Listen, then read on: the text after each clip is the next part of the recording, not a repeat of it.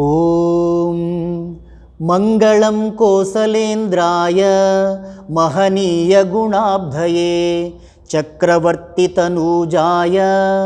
सार्वभौमाय मङ्गलं वेदवेदान्तवेद्याय मेघश्यामलमूर्तये पुंसां मोहनरूपाय पुण्यश्लोकाय मङ्गलं विश्वामित्रान्तरङ्गाय मिथिलानगरीपते भाग्यानां परिपाकाय भव्यरूपाय मङ्गलं पितृभक्ताय सततं भ्रातृभिः सगसीतया नन्दिताखिललोकाय रामभद्राय मङ्गलं त्यक्तसाकेतवासाय